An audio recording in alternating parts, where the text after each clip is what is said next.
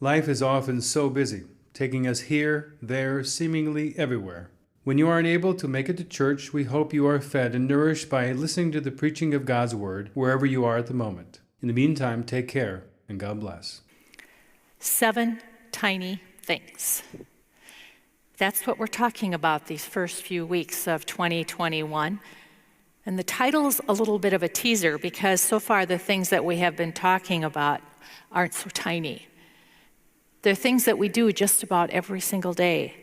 They're things that are important to us, yet we don't always think about them that way. They're in our lives in some very big ways, yet we tend to treat them as small. We take them for granted. We just do them, which in the end does make them tiny. Today's tiny thing is communication, and no matter how you look at it or which side of communication you're on, communication is far from tiny. It's embedded in everything we do, and it gets complicated. Communication doesn't only happen in the words that we speak or on our cell phones or the computers or our television sets. It's in our facial expressions, our body language. It's in our absence and our presence. It's in every one of our senses, and we hold its messages right here. In other words, communication touches us inside and out, and it impacts our thinking, our feeling, our likes, our dislikes, our relationships, and our priorities. I need to start by stating the obvious. Communication is always a two-way street. Messages are sent and messages are received. And you could say that it requires at least 2 people to complete the transaction of communication. But sometimes there are more. Usually there are at least 2. And not only does it require 2 parties, effective communication requires that the message is delivered clearly, and that the other party listens not just with their ears, but with their eyes and their minds and their hearts. Good communication, above all else, is done with love, in love, and through love. Love, in fact, is the only thing, the most important thing that is sure to make our messages meaningful and heard. The reason for Paul's letter to the Corinthians was that there was trouble in the church. The people of Corinth were very diverse. There were both Jews and Gentiles. There were powerful leaders in the church, but most of the people were of lower classes. There was a great deal of wealth among a very few, enough to be able to support Paul's ministry and actually the ministry of the entire church. There were slaves and there were free people in this community. And the people there had a wide variety of gifts and skills. The point is, the world that Paul was addressing is not all that unlike our world today. Unfortunately, not everyone in Corinth valued the benefits of being diverse. In fact, instead of using their differences to create a more loving community, they used them as tools to divide them and to tear them apart. Paul recognized that the church in Corinth was headed down a path of destruction, and only love could give it the life it would need to live and grow. His letter wasn't intended to celebrate unity and love in the church of Corinth. His letter was a call to action. It was an intervention. There was a better way, a more loving way, a more excellent way. And he made his point by first saying what love is. Love is patient and kind and selfless. And then by saying what love is not. It's not short-tempered. It's not offensive. It doesn't insist on its own way. Love doesn't hurt people. Love was the only way in which the world will be the way that God intended for the world to be. The only way. And love is what Paul wants us to see and hear and feel and touch. In the book, 12 Tiny Things, our authors tell the story. It goes back a ways, some of you may recall, when Microsoft first came out with its Windows software. Up until that time, we were using a DOS operating system, which means that everything you put in when you printed it, you had no idea what it would look like when it came out. So just about everything we did was done in draft form. When Windows came out, we got to preview it before we sent it to the printer. This new innovation was known as WYSIWYG, standing for what you see is what you get. Communication is all about WYSIWYG. Since our granddaughter Elise was born, our daughter-in-law sends us pictures of her every single day. Some of the pictures have smiles on her face. She's happy. Some of them she's staring out somewhere. Sometimes she has no expression of it at all. But one of my most favorite is one in which she is clearly not happy. Her lip is kind of rolling out. Her forehead has got wrinkles on it. She's frowning, and she looks like she's about to cry.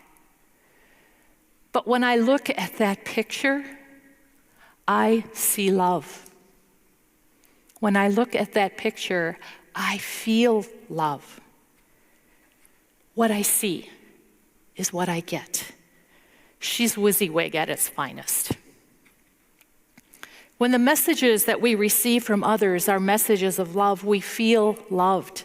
We're affirmed in love, and we believe that we have value and that we are respected by those who are sending those messages. But what happens when the message that you get over and over again is empty and unloving? What then? When we first began our work on a more just world here at St. Andrew, I spent some time, and I continue to spend time reading and watching videos and hearing information about injustice and bias and racism. I want to hear the voices of those who are not like me, who have experienced a life that was different than the one that I grew up in, with different challenges, different hurts, and different hopes. One of the videos I watched was put out by an organization called The Work of the People, and the video was entitled Healing Justice. In that video, a black woman by the name of Jennifer Bailey talks about her experience growing up. She said that as a young black woman, she was taught that she would never be good enough, that blackness was a deficit, and that there was something wrong with her because she was black. And then she added, it's impossible not to internalize some of those messages.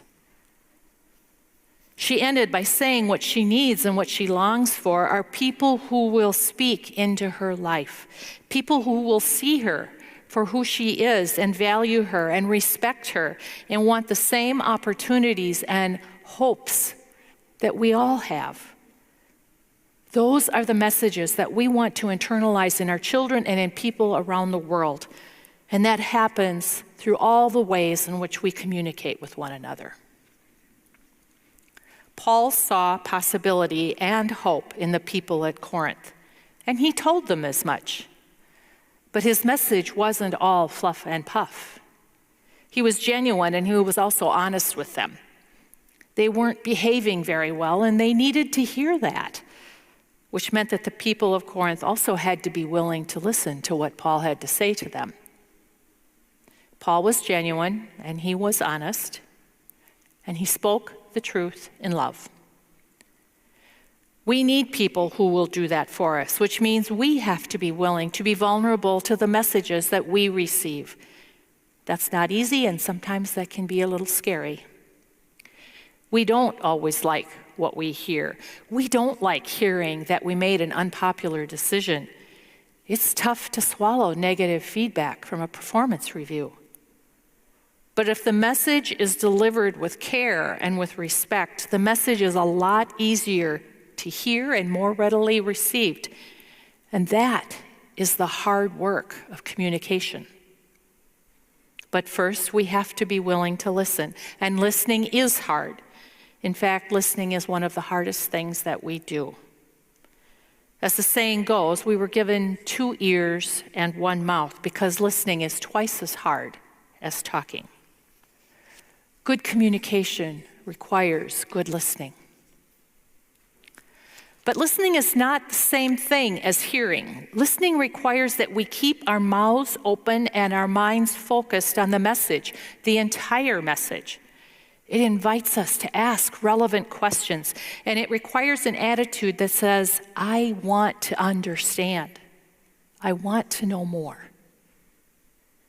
We've all had those experiences when our conversation partner fidgets with a pen or keeps checking their cell phone while we're talking. They never look you in the eye. They appear to be more interested in what's going on down the hall than what you have to say. And once you're finished, they respond by saying, okay, thanks, bye, and they leave. And you wonder if they heard a single word that you'd said. You might as well have been talking to your pet. Not only does listening require that we hear the words, listening requires that we get behind them.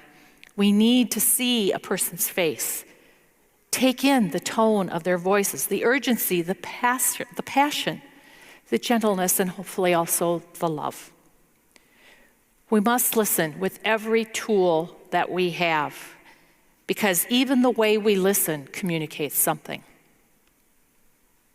There's a Zulu greeting, Sawubona. It means more than hello. It means I see you, or we see you. In the Zulu culture, the we is the creator, the ancestors, and the community. We see your joy. We see your hurt. We see the color of your skin, your eyes, your hair. We see the ways in which we are different, and we see the ways in which we are the same. We see you. Communication can help our ability to build or strengthen our relationships. It can also tear them apart.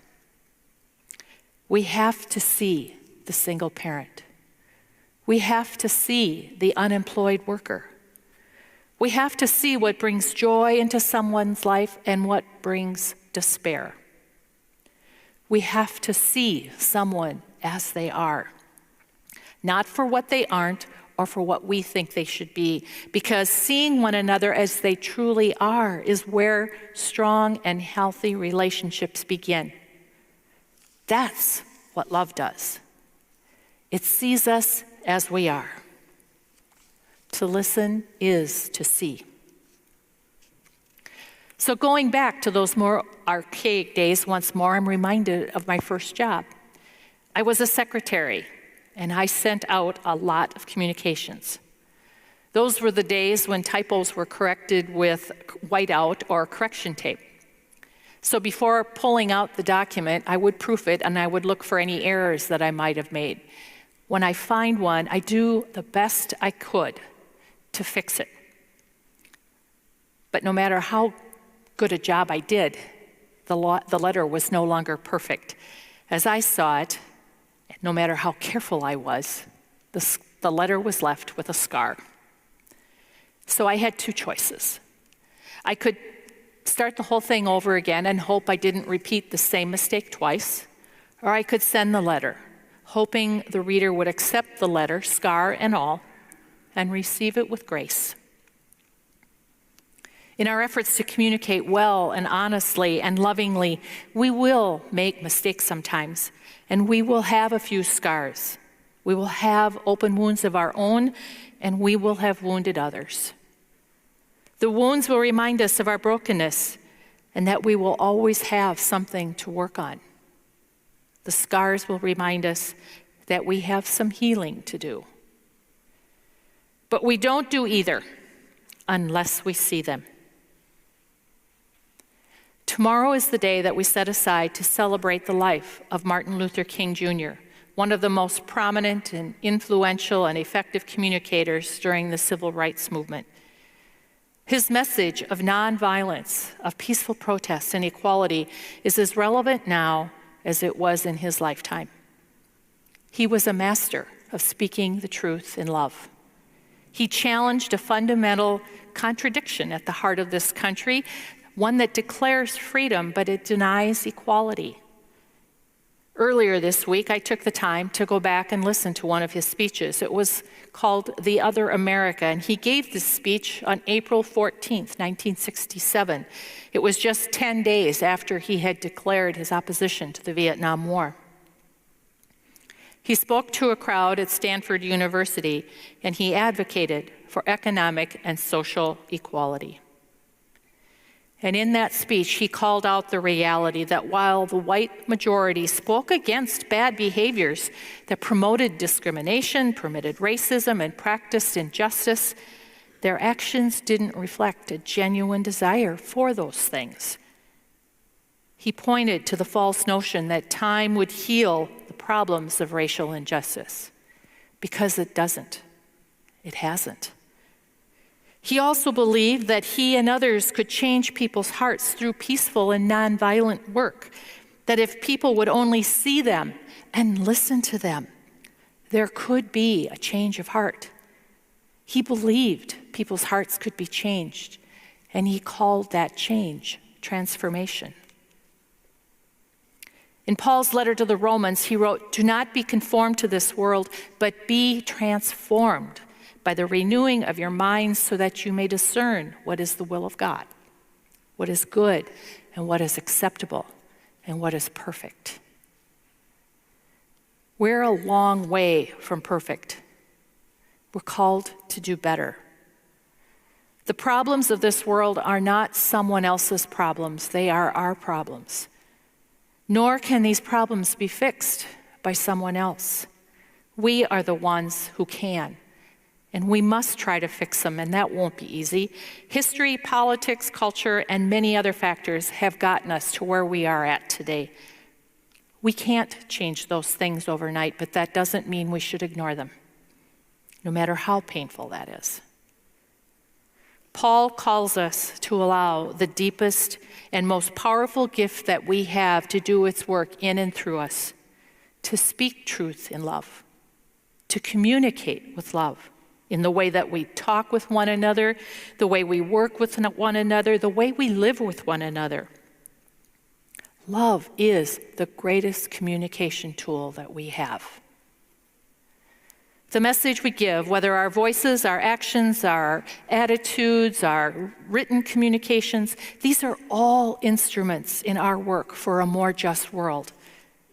But as we hone our skills and practice our techniques, don't forget to also listen to your own internal messages. What are the messages that you are hearing? How is it that you are feeling affirmed and encouraged? Do you see acceptance and belonging in your life? Because it's only when you see that in your life that you will be able to see it in someone else's life. It's only then that you will be able to understand what it feels like and what others are longing to feel. Communication is one of the biggest tiny things that we are struggling with in our world today. It deserves our attention, and it requires work.